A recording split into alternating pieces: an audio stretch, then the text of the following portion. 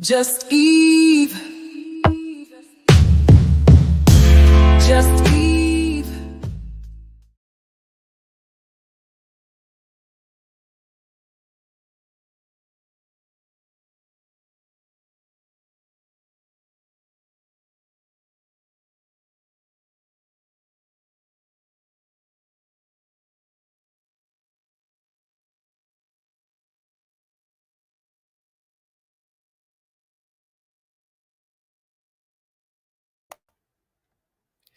What's up, everybody? Happy Monday. Uh, happy, I guess, St. Patrick's Day, if that's something that you celebrate. I guess one of these days we're going to have to go into the holidays, and time wasting things that people do. Um, how we spend our money and spend our time is definitely going to be talked about tonight. But you know, I guess just to start, what up? Today is March 17, 2025. I am Eve, and tonight I'm hoping that we can have a conversation about the most hated man in America.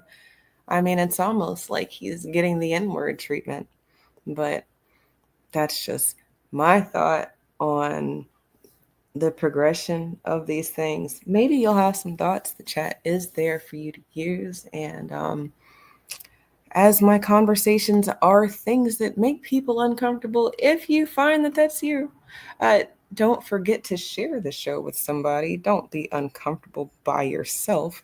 Definitely make sure that you're spreading the word. Uh, Uncomfortable conversations move people, they move the narrative, and the environment can change. So why not participate in such a thing?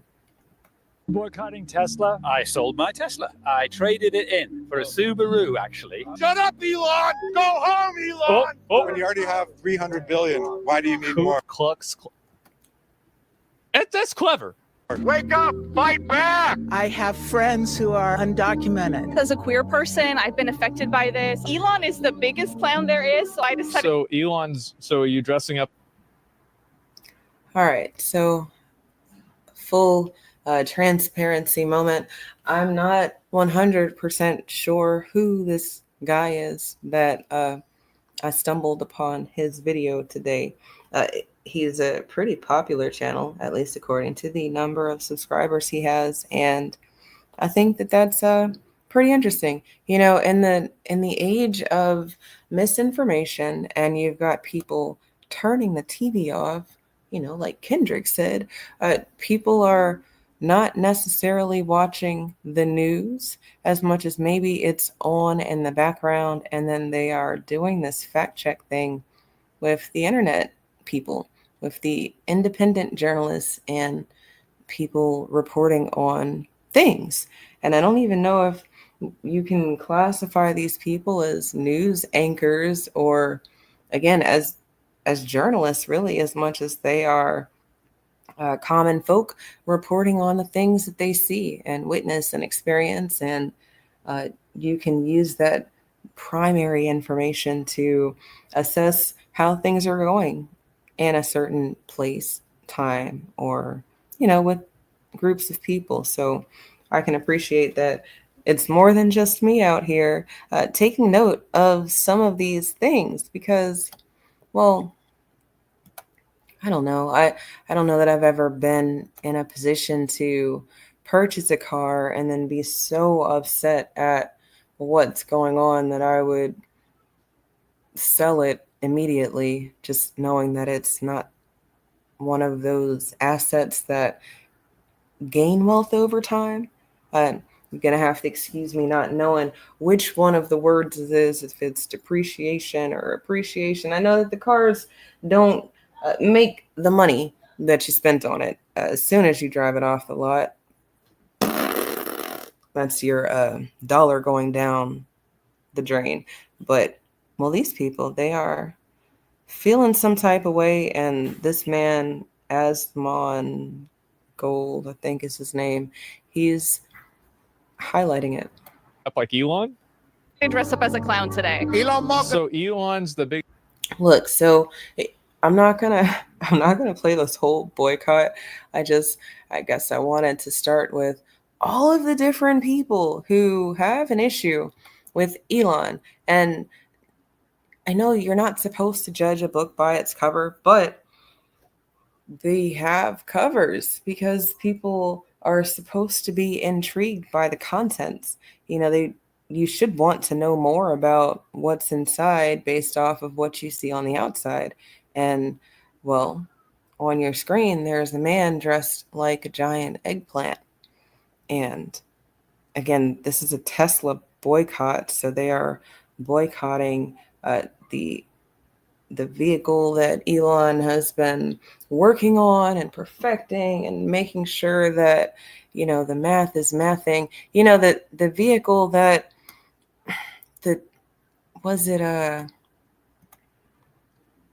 pretty sure the Democrats made it applicable. Like the Republicans always get a bad rap for things, but then if you peel the layers back, you find out that, well, it wasn't the Republicans who started the problem. Maybe they didn't fix the problem, but they didn't actually start it. Everybody got mad about the wall and Donald Trump, but then Obama's the one who actually made it come to fruition, even though it's only a very small portion of a wall. And we all know that walls like that are not going to work. It's going to have to be policy related. And as we stand in 2025, the laws are being looked at because the interpretation of said laws are all over the place. People who've gone to school for so many years, people who have been practicing the law for so many years. I mean, can you imagine how many cases these people are getting wrong if they don't understand basic English? Nowhere in the 14th Amendment did it ever give the freedom to people to just get over here, be born here, and that meant that they were going to be a citizen. But for the past, I don't know, however 150 or so years, or less than that, who knows? You can look it up. Google is your friend, my friend. But since the 14th Amendment and all of these other laws that aren't amendments have been passed, people have been allowed to just bastardize the Constitution based off of how they feel. Now, I've had half a mind to make the correlation between the bastardization of our Constitution to this nefarious scheme of racism, white supremacy, and the need to keep the foundation of this country, the native blacks to this land, away from our resources. That's why you've got the Pleckers and the paper genocide and the removal from the land and the holding hostages of the children and, all these things that people have a bleeding heart for, with the DACA children and the children who are traveling thousands of miles to get here and they're on their own, but they have a phone and money and they know who to call when they get here. So, it's almost like the wild. And I don't mean like the wild, wild west or anything. I mean like the actual wild, like the wilderness. In the wilderness, you've got animals who are born and they have to be able to survive. I talked about this a little bit yesterday. Not sure if it was on my night show or if it was during Sunday school, but some animals, they have to be able to get up and go. They present as a danger to the rest of the animals in the group if they are unable to get up and go. I think about elephants and giraffes. Like they're born, boom, they drop from the large womb that they were being held in. And then if they can't get up and go, they will get left.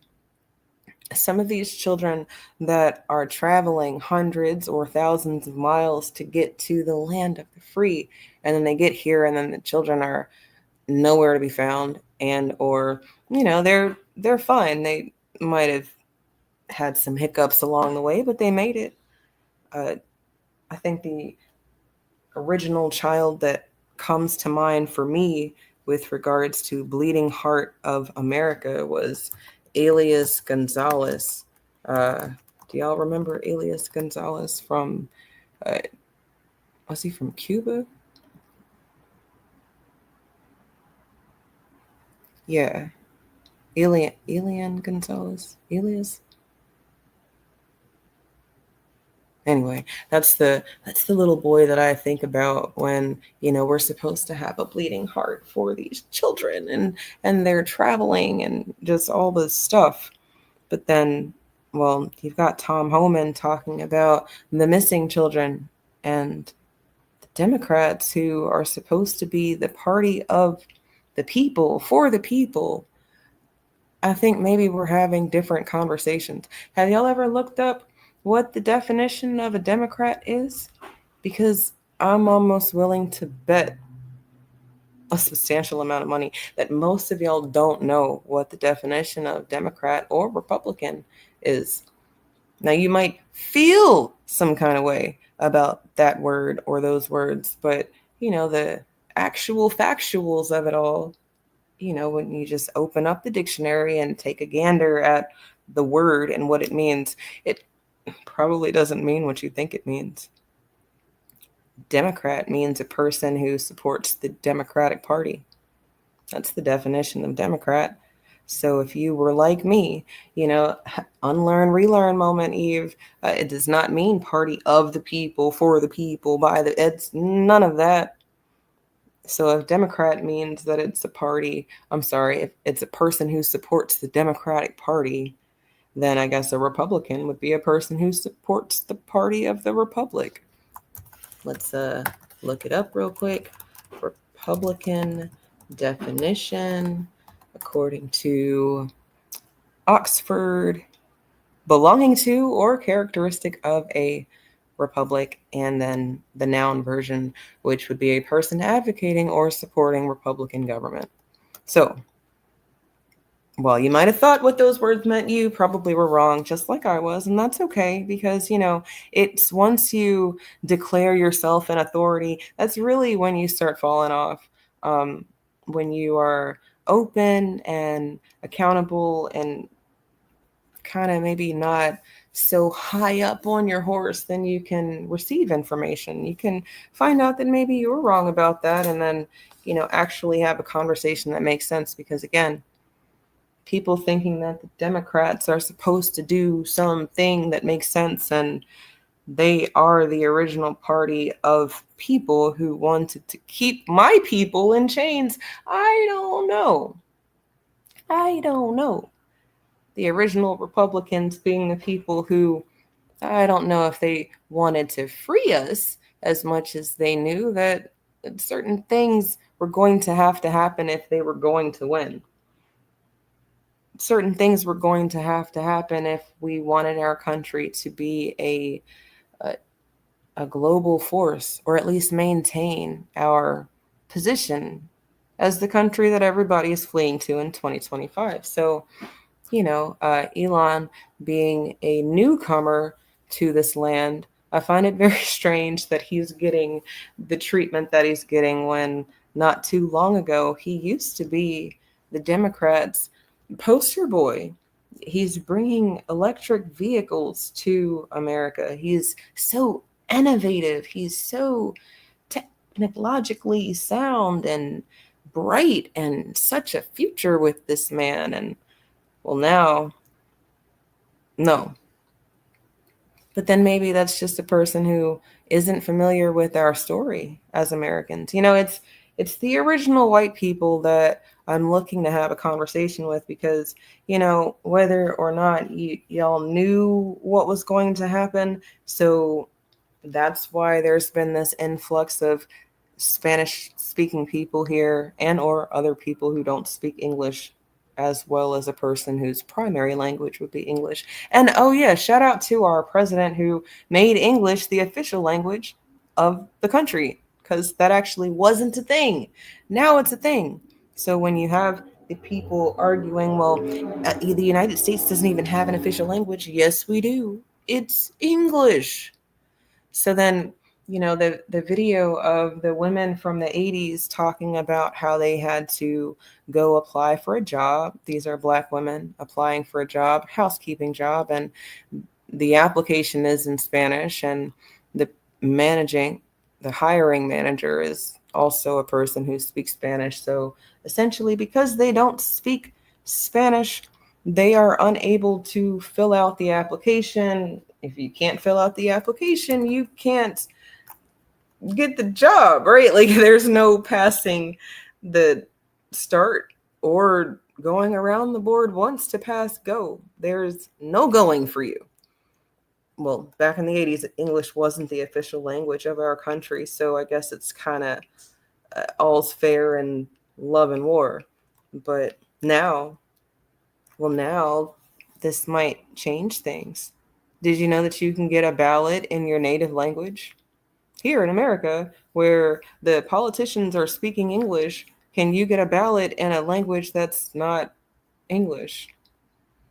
And I'm not saying that you shouldn't have a secondary language or be able to speak another language or anything like that. I'm not even saying that English has to be your primary first language, as long as you're a person who did the things that you need to do to be over here. I'm just saying, to expect your native language to be something that is on the business papers here is a little entitled, isn't it? I mean, it's entitled to me, but I don't know. I think maybe we can take a glimpse into the past and kind of see why things are happening the way that they're happening now. And then maybe there's some reprieve, because, if you're an African American, then you are all too familiar with the nigga treatment. But if you're a white African American, maybe you are unfamiliar with the nigga treatment. I don't know. I think it's just going to have to,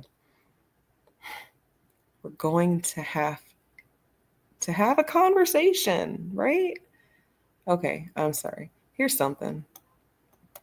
We got the Magic Johnson, Alonzo Mourning. Was it pool tournament, poker tournament? What? Where the hell are we? I just found out that you play it with a stick. I was doing it all wrong, so I don't know nothing about it. I'm between two journalists. I don't like the journalist sandwich. I'm standing here, of course, with Arsenio Hall or Stephen A. Smith. Stephen A., he's been on my show, Washington Watch. Arsenio hasn't been on yet. He will be on. So, gents, how we doing? I'm doing wonderful, man. I can't complain. You're looking dapper as always. The scarf, everything like that. Come on, brother. Got to rock the ass. You do what you do. You do it well, Roland. You do it well, my man. Let me ask both of you something. One of the things we're focusing on with our show this week, dealing with athletes and philanthropy. And it's so amazing because you hear people say all the time, oh, they should be doing more, But does the average person really understand the stuff that a lot of these athletes do off the field, off the court? I don't believe that people do, but at the same time, I do believe the athletes on a lot of occasions have an obligation to showcase some of the things that they do. Because if you are a role model and people are watching you and what you do, then maybe you need to show them what you do. And I say the same thing about the hip hop industry. I'm glad you got my man right next to me, because one of the things that I've said, I've tweeted about this, I've said this publicly. I remember I told Snoop Dogg, Ice Cube, and all of these guys, the hip hop industry, they don't owe anybody anything more than they owe this man. Because this man right here, Arsenio Hall, was the one that was putting them on national television when nobody wanted to touch them. And he made them mainstream. And he used to highlight a lot of the things that they were doing. So what happens is that it's the same thing that you can say about professional athletes. It's not that you want to sit there and brag about what you're doing. What you want to do is what Zoe and Magic are doing tonight. Setting the example, publicizing the fact that this is what we do, this is why we do it, and this is how you need to go about doing it so you know better. Arsenio, what about that, guys? Some people say, look, I'd rather keep my stuff private, the visits I make to hospitals, things along those lines, as opposed to always putting it out there. Because some say, you know what, I don't want it to seem like I'm bragging on myself or I'm trying to show I'm a goody two-shoe. What do you think about that? Well, first of all, I remember back in the day, we did a same gang summit where all the gang members decided we were going to do nothing. And it was spearheaded by the rappers, by Tupac and Queen Latifah, different people. I remember telling Queen Latifah, Bill Cosby gives a lot of money to colleges silently.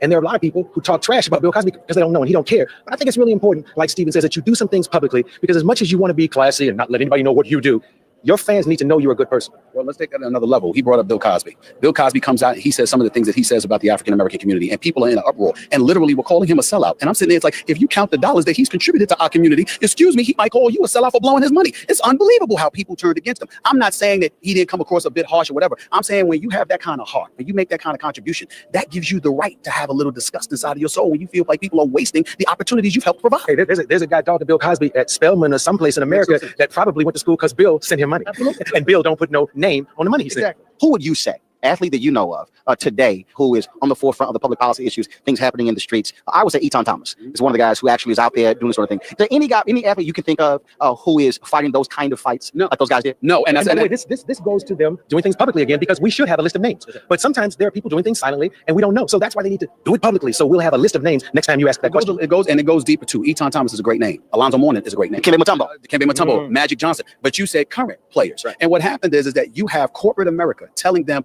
this is not financially beneficial to you. And then they wonder why the resentment of the old players come cropping up. The reason why is the old guys are saying, we sacrificed ourselves, our careers. We put everything on the line to take the stance that we took. That is what enables you to do it. We were scared to death and broke having second jobs while playing professional sports, but we did it anyway. You got $50, $100 million in the bank, and here you are afraid. How cowardly can you be? And that's a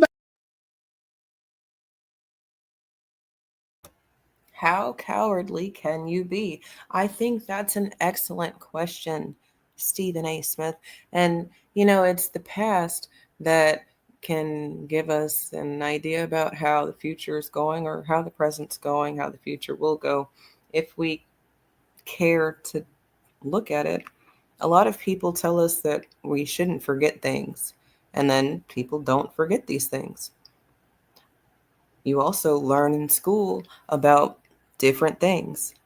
You know, we learned this past, prior to the election season, that during hurricane season, tornado season, wildfire season, our country hasn't been prepared.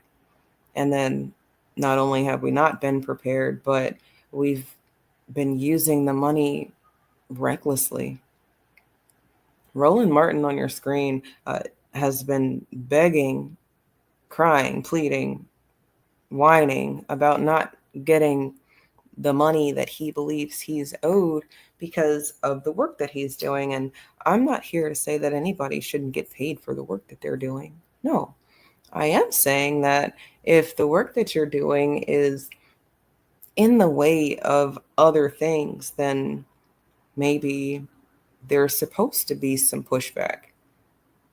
If there were no pushback, then I guess everybody would be hunky-dory and there would be no reason to even have Black media, right? If there was no racism or anything that's keeping Black people down, then there would be no reason for Bill Cosby to work behind the scenes and under the cloak and dagger about all of the things that he's done. All of these people that they were talking about, entertainers, and granted, yes, entertainers, but people who have not been comfortable saying it with their chest about their support for themselves.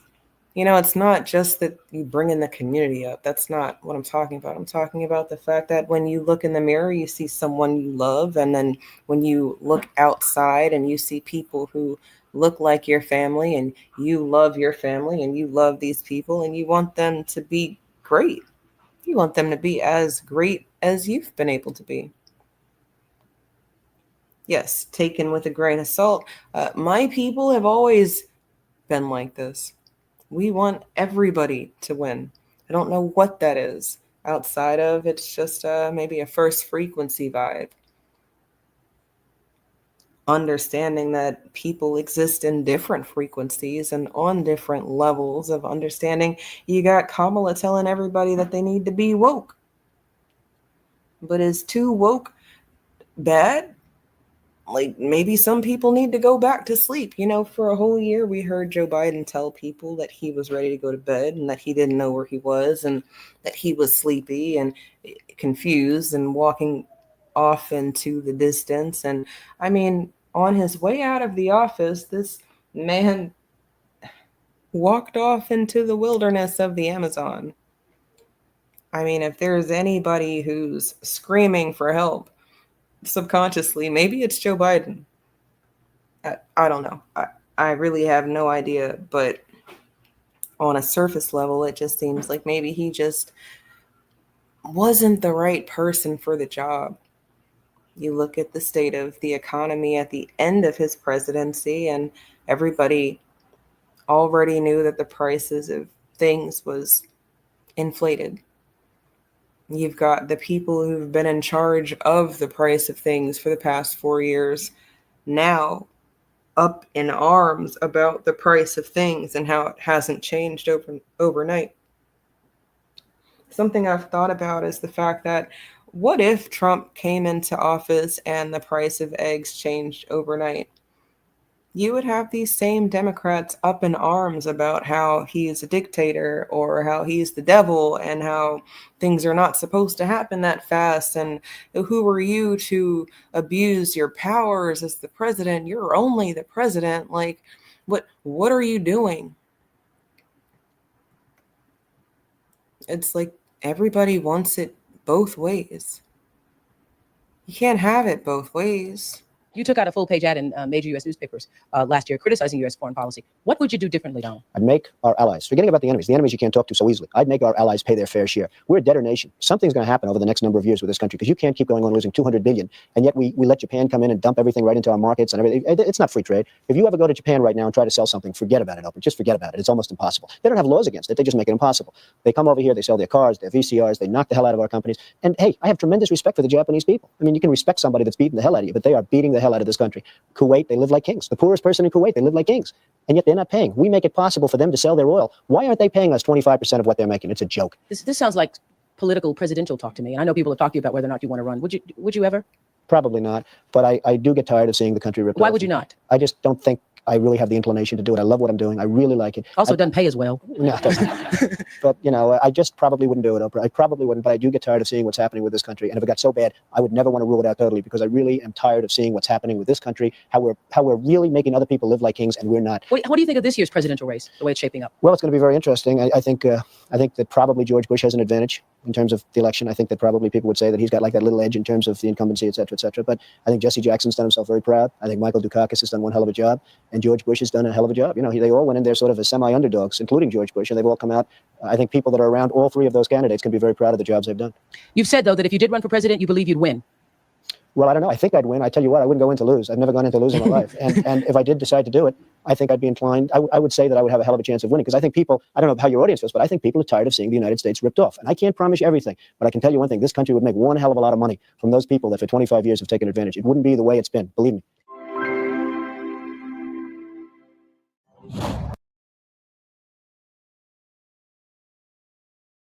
Okay, so way back in the day, for all you young folk, that was Oprah before she lost a lot of weight and got a lot more money that she probably didn't make from that show, but that's a whole nother conversation. You know, Oprah also got paid. Roland got paid, even though he was crying about getting paid or not getting paid. Oprah got paid, but then she's like, I didn't take any money.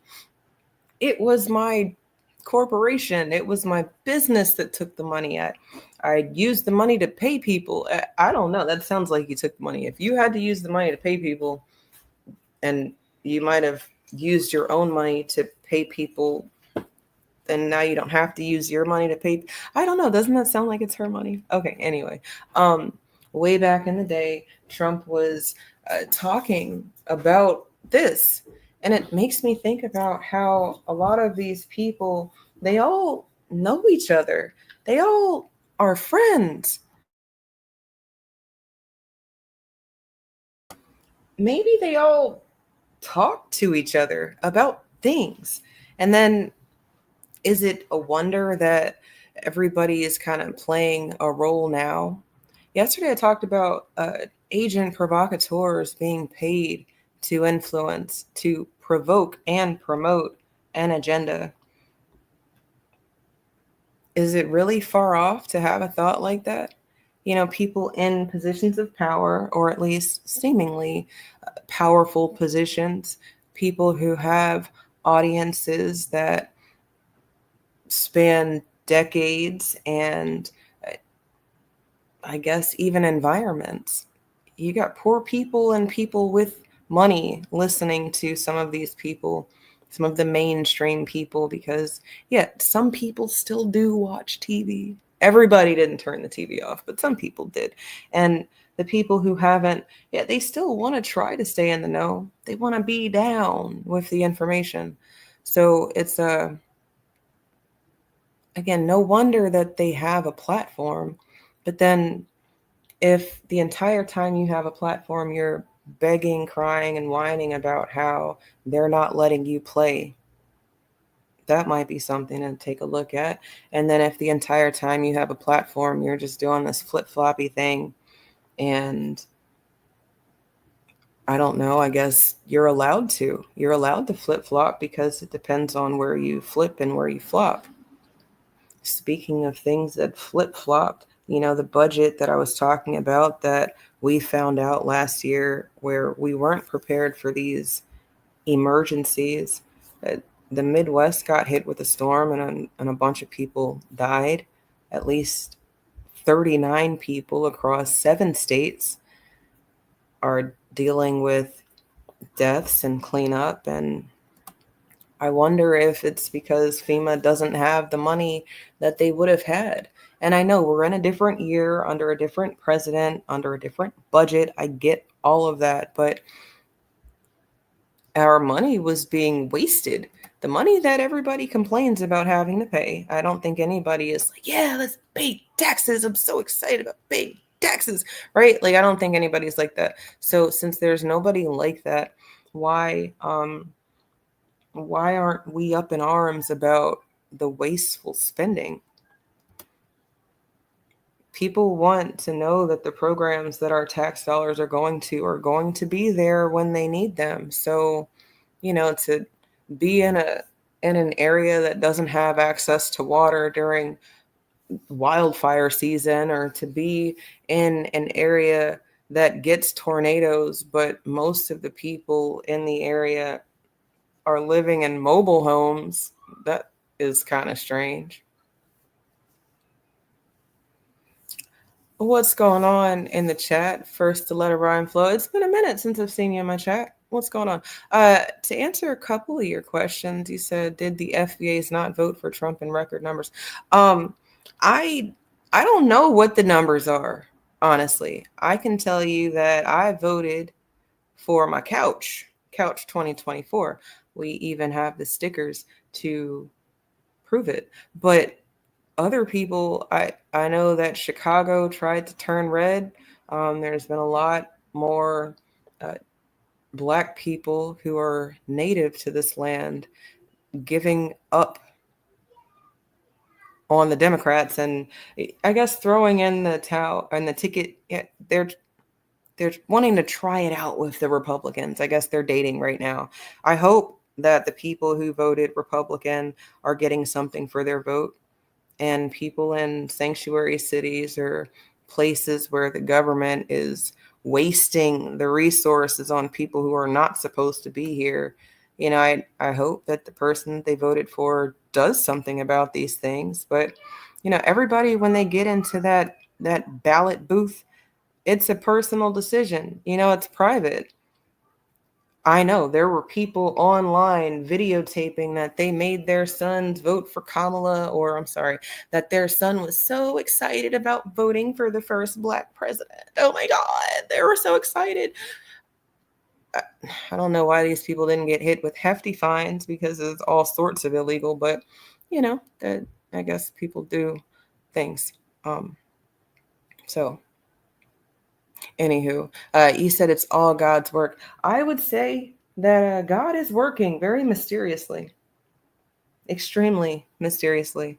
You've got Black people, melanated people who want to be identified as Black, but they are very comfortable with the moniker African American. They will not actually talk about anything that makes sense with regards to Blackness. They will talk about entertainers. They will talk about athletes. They will talk about the boogeyman, but they will not talk about reparations. They will not talk about the people who are owed. They won't talk about the fact that Trump is talking about getting rid of the IRS. And then he wants an ERS. I'm going to let you know right now, first, to let a rhyme flow. If Trump gets rid of the IRS and implements the ERS, and it shows people that is a way to get the ball rolling with our reparative debt, I will vote for Trump for a third term. And I really hope that he uses his presidential powers to do such a thing, if such a thing were to occur. But, you know.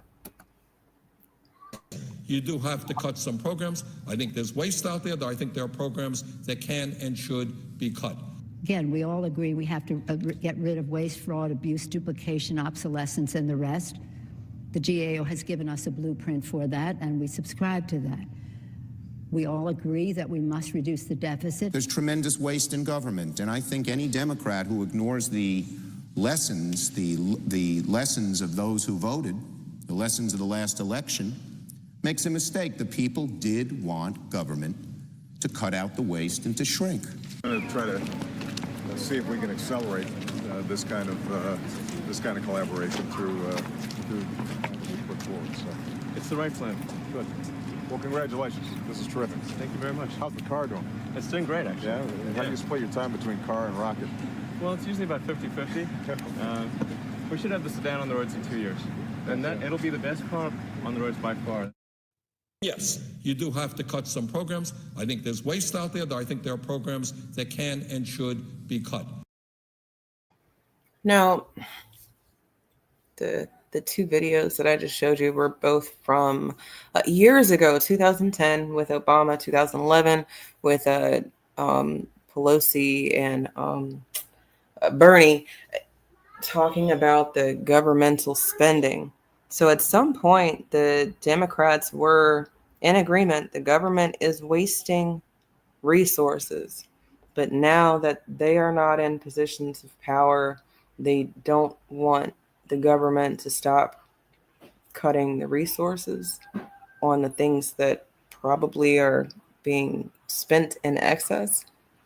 Even the other day with the Republican spending bill, you've got Democrats like Hakeem Jeffries trying to filibuster.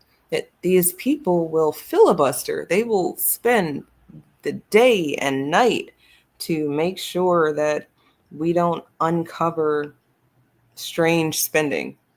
It's like a woman who's trying to hide her Amazon packages and receipts from her husband who pays the bills. So he's not seeing the packages come in, but then he's seeing the bill every month. Maybe for a couple years he doesn't see the bill because they just are living life on the nice side, right? They're living on the high hog. But then I guess, he's like, I wonder, I'd be giving her, money and, it's cool, everything's cool. But I wonder where it's going. I let her take care of the bills. I give her the money that she says she needs to pay the bills, and then she pays the bills. And I go to work, come home, I do the things. Maybe he decides to take a look at where the money's been going. And it's like, well, damn, you've been spending this much on this? I didn't know that you were doing that. Maybe we take it down a notch. Maybe we dial it back a bit. And then she starts freaking out and flipping out. That's what's going on right now. We've got these people who are wedded to the American people, and they don't want the American people who are paying the bill to know about where the money is being spent. Have y'all watched any of these congressional meetings talking about the money from sex devices and toys to condoms and gay education and AIDS prevention all over the world? And yes, here in America, we've got 200-year-old people collecting Social Security. What? Elon is getting the nigga treatment, and it's probably because he's not one of the original white people. First to let a rhyme flow, I don't understand how you get so confused about some things. Black people that are native to this land are native to this land. I don't know what you mean by your question. Native to somewhere would be that you were here before other people got here. And I can't call myself a Native American because that name was already given to a group of people. And I guess for what it's worth, some of those people also owe my people, but not talking about that tonight. Am talking about the fact that the nigga treatment, the ignoring of and keeping resources away from and not acknowledging, that's kind of what happened to Elon, because he too was a Democrat. He was all for using that party to advance his interests. But then they kind of snubbed him. And I wonder if he thought that he had the resources to be down with this group of people, but maybe he didn't know that the Democrats are the original super oppressors. They are the people who wanted to keep us in chattel slavery. So then maybe he wouldn't know that, the original immigrants, the ones who came over later, and the Ellis Island, some of those white people were not allowed to be white. They too had to deal with oppression. Irish people can't eat here and that sort of thing. Too olive complected, too swarthy. And no, Black and African American are not one and the same.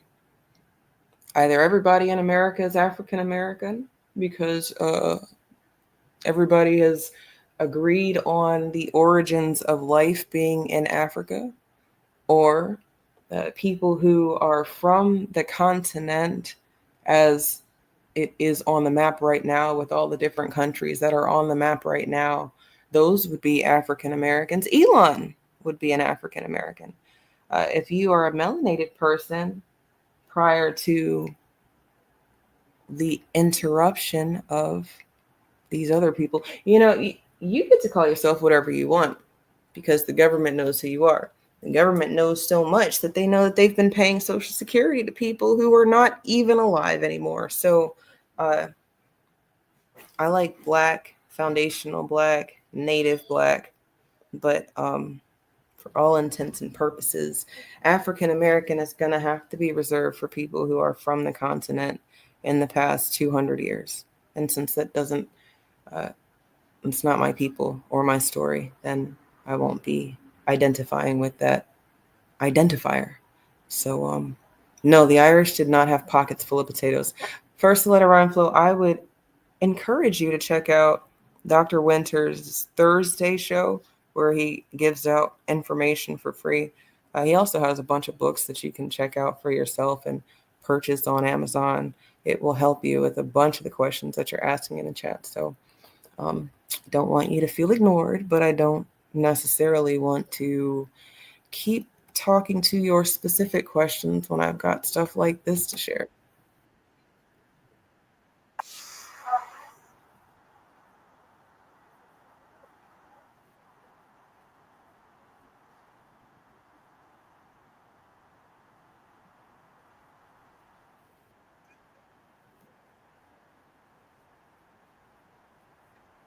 Legally, you have to pay back taxes, and you have to try to learn English, and you have to wait.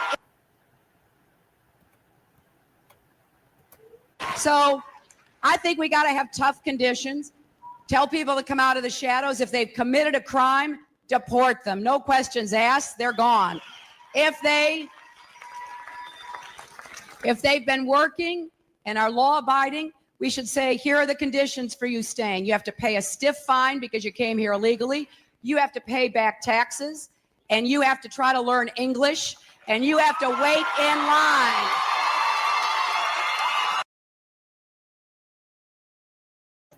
I mean, that was the Democratic Party's great. Do you want to see how much money you're eligible for?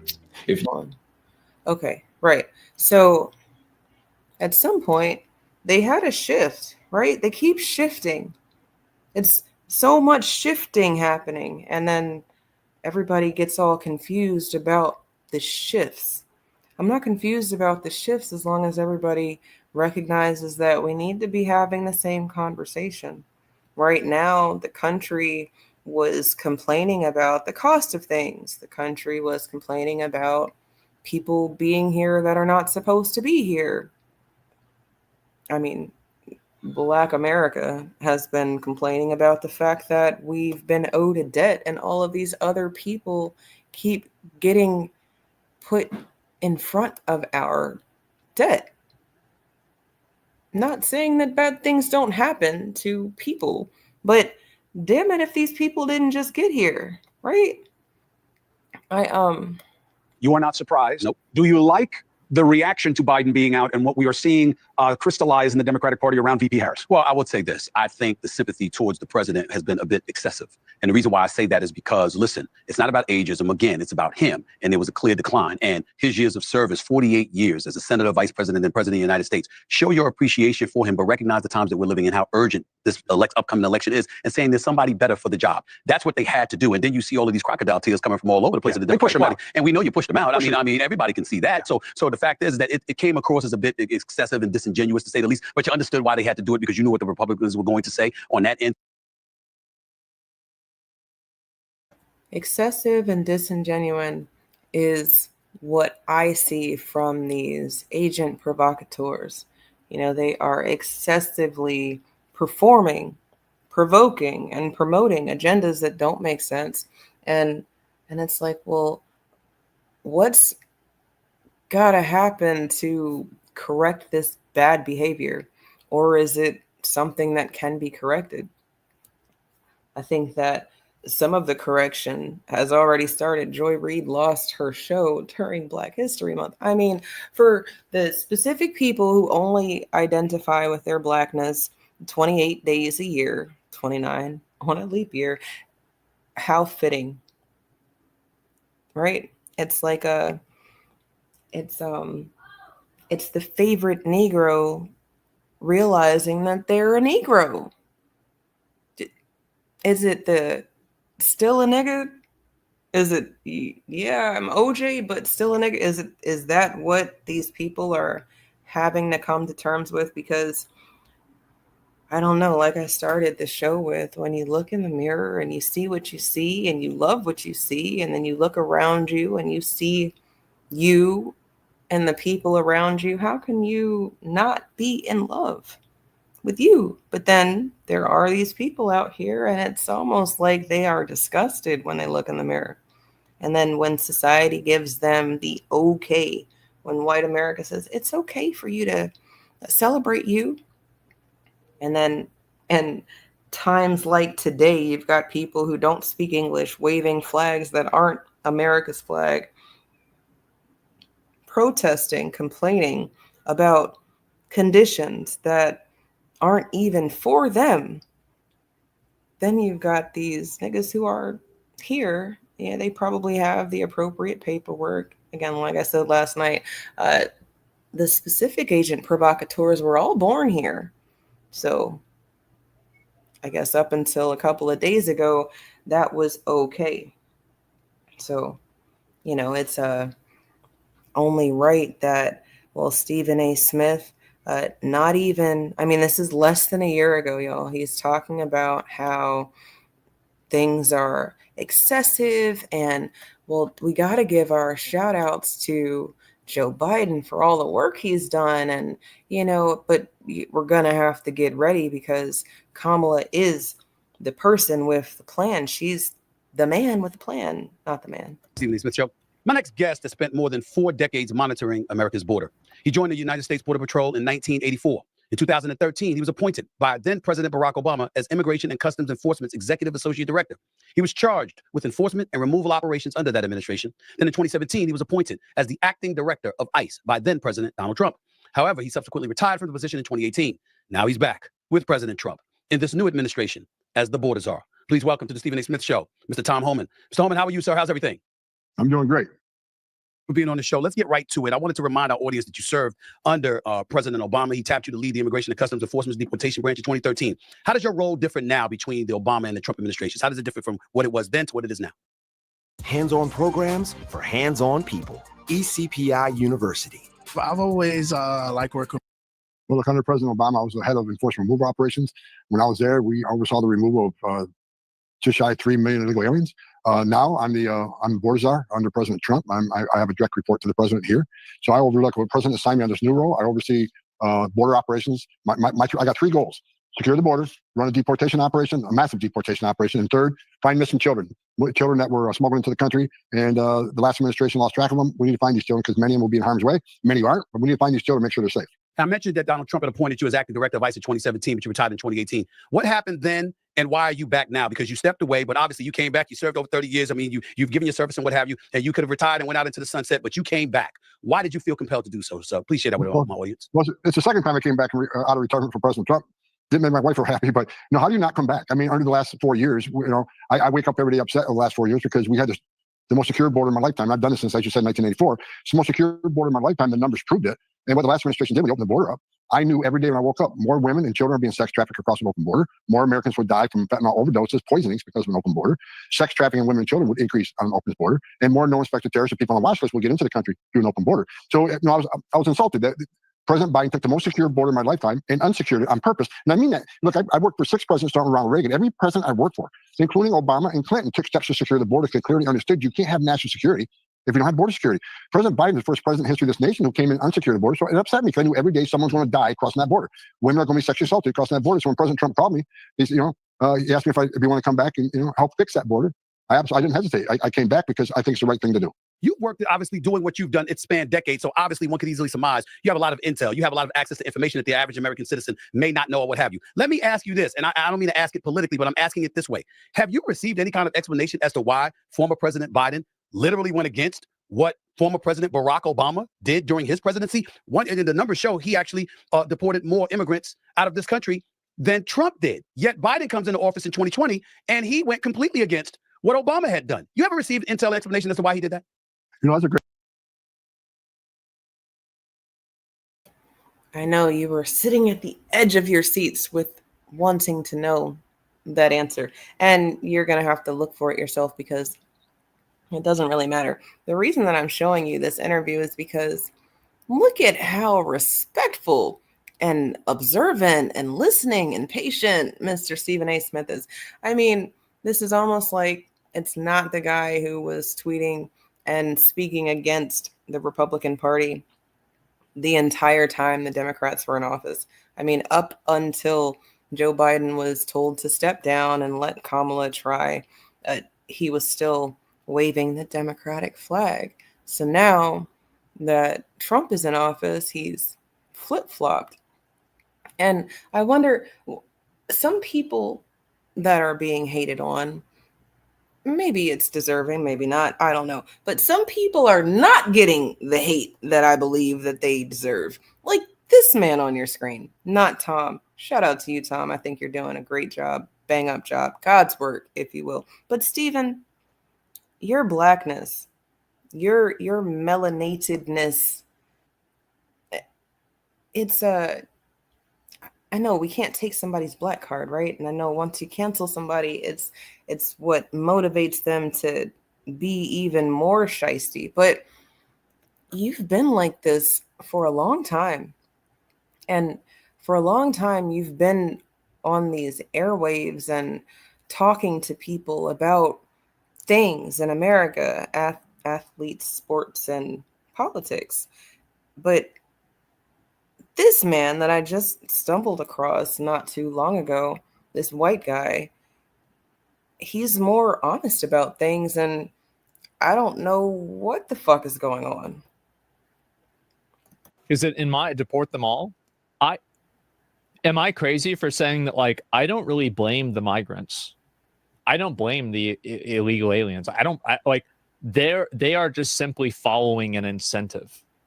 I blame the companies that are hiring them because they're the ones that create the carrot. If the companies weren't hiring them, these people wouldn't be coming over here, at least not at the same ratio. I can never fault some person that lives in a shitty country in South America, maybe, or a shitty place in Mexico, that wants to make their life better and come over to America. We would all understand that. And if I Now, no, we can't all understand that because he's just talking more of the same. You're going to have to just take into consideration that white people in America are the original tethers. But that's okay, because the point that he's making is the humanitarian aspect. It's the people thing, right? He wants people to have compassion. And maybe he doesn't want you to have compassion, but damn it, can your argument make sense? You can't have it both ways. And while Stephen A. Smith, Roland Martin, Joy Reid, they were definitely crying and waving flags for migrants, immigrants, illegals, aliens, dogs, puppies, cats, and everything else, they weren't talking about the one thing that they probably should talk about. The one reason that they say that they're even on these airwaves. If I lived in one of those countries, you bet your fucking ass I'd be trying to come over to America. Absolutely. I'd be doing the same thing. So it's the companies are the ones that you need to put and hold accountable. That's my opinion. And in the manufacturing and agricultural sector, that number is probably much higher. I'm just worried about the future. You know, I have friends who work in various businesses, are really good people who might not have a legal status in this country. And it just, you know, what's going to happen to them? I have friends who are undocumented. Yeah. You know, I used to own a construction company. Well, you know, half of the construction workers in this area. So we have a woman who's made so much money that she's able to take the day off probably to come out and complain about another company. And the money that she's made has been at the expense of workers who are not given the same privileges, compensation, and rights as American workers. But she's the one who's on the right side of history. Uh-huh. Wow. Isn't that convenient? That's incredible. Why are landlords using... It is incredible, right? Because, I mean, never mind the fact that she's got them big old shades on. She doesn't want you to really know who she is. That pregnant pause that he took, you know, where he's just kind of stewing on the information, like, yeah, okay, we exist in a place where the white privilege of it all, and no, he doesn't say white privilege, but I'm going to call it what it is. Are immigrants, and about half of them are undocumented. We could not have built the buildings we built, like the Monterey Bay Aquarium, Facebook, could not have happened if we didn't have the. Then how are there buildings in other countries that don't have massive illegal immigration problems? How do they have buildings? Like, it's magic. I guess so. Yeah, it's just it's such a ridiculous premise. It's not even worth entertaining. And what I find to be funny about this is that these are the people who think that they're the moral authority. These are people who have become probably multimillionaires off the backs of second and third world indentured servitude, effectively, right? Because here's another component to this, is that if you're an undocumented worker, as she says, and you're working for one of these companies and you have a problem with the way that things are being run, you can't really go and resolve that in a legal way. If you get hurt on the job, the amount of privileges and things that you should have as a worker are not available to you. And also your negotiating power as a worker is diminished because your employer can always hold it over you. Okay, well, if you have this big of a problem or you're not going to do this, there's always the implicit worry in the back of their mind, I'm sure, that if I don't do what they want, they might call ICE on me.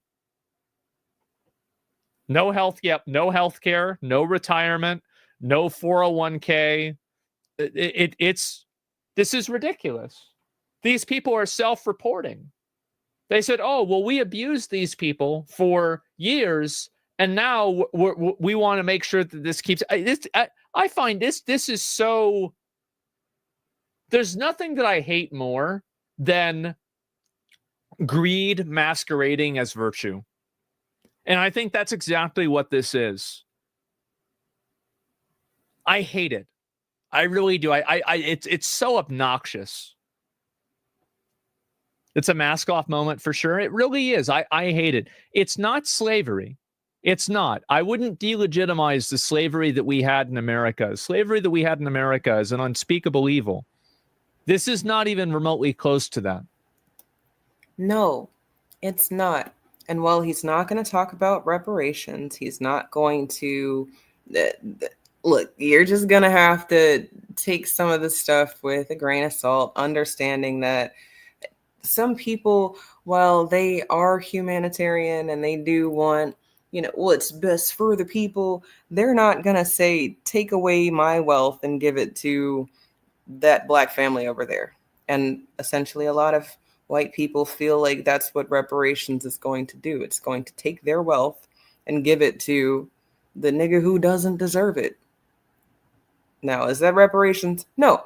But can you be mad at them for thinking that that's what's going to happen? No. They've been lied to too.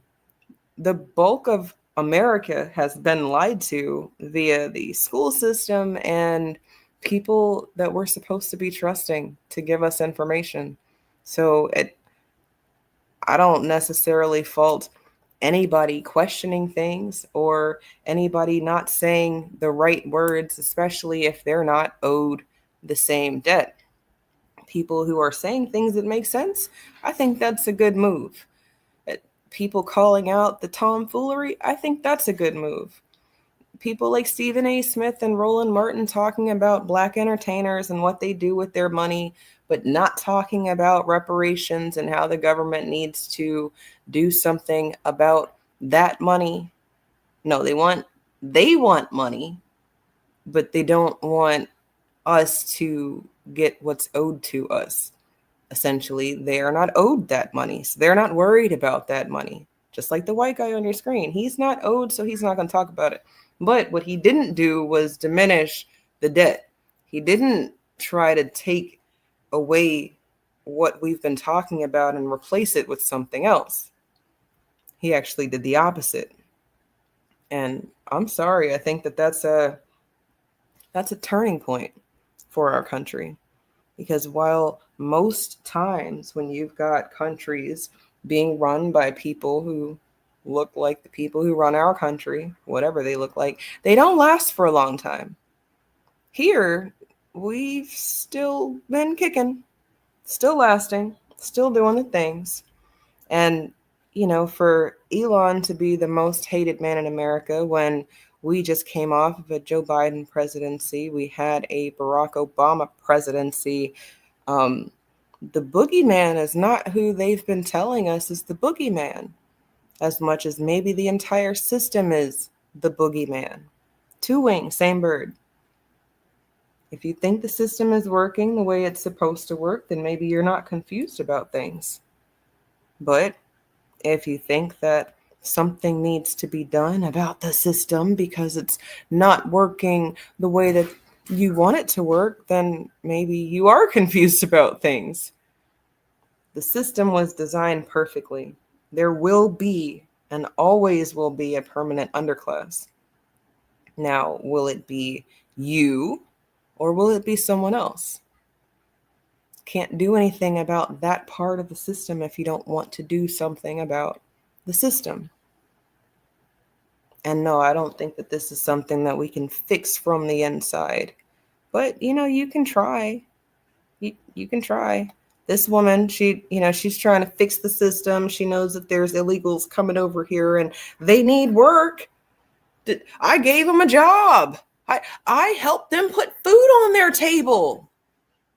Never mind the fact that, if the conditions were bad, they couldn't do anything about it. No, we're not going to be mad at her. We're going to be mad at Elon because He's paying people to work a job. They are in full understanding of the job requirements, but we're going to be mad at Elon for having a crazy work environment.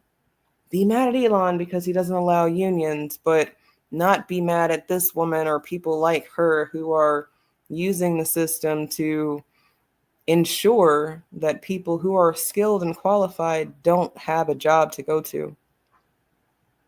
That's crazy, right? What's wrong with y'all? It's not slavery. It's not. I wouldn't delegitimize the slavery that we had in America. Slavery that we had in America is an unspeakable evil.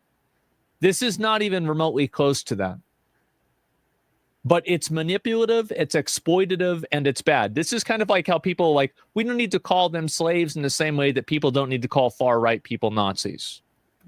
No. And, if Elon threw up a salute, maybe he just had an autistic fit, like he said.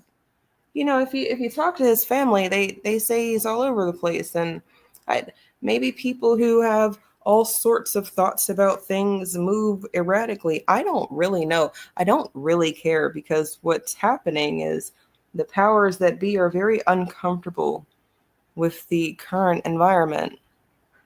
And like I said yesterday, I'm very comfortable here where everybody's uncomfortable, because I've been uncomfortable for far too long. I mean, my entire existence has been uncomfortable. To know that I'm supposed to be here, but I'm being forced to share with people who they actually aren't even appreciative of my sharing. Not only are they not appreciative, but they're like, what else you got?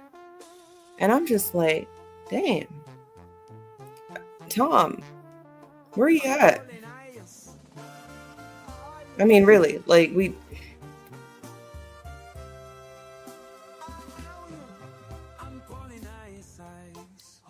y'all get mad at people saying that they're going to call ICE, but then y'all be the same people who want to call the cops on the nigga down the street doing things that you don't know how to do. You're unable to do.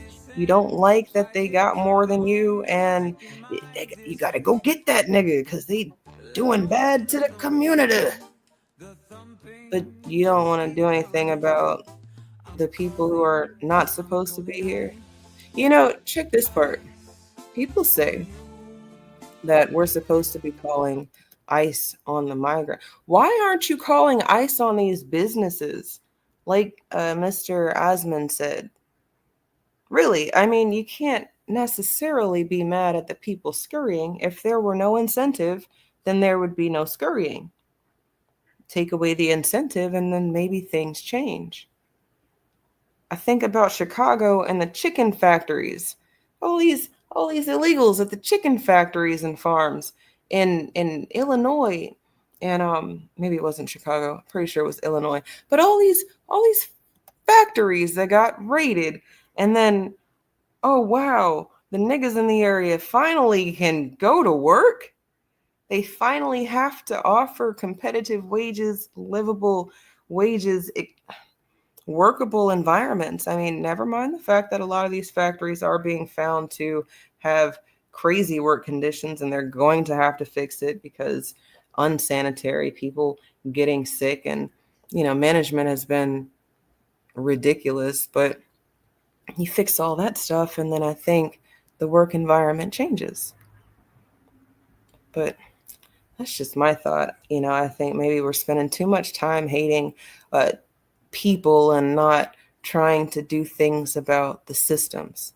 Fuck the people. What's going on with the system? And if the system is working the way that it was designed, maybe we need a new system. Don't ever forget. While we have the ability to think thoughts, don't forget about the fact that our law is changeable. And there's a man in office right now who's all about changing things. Just eat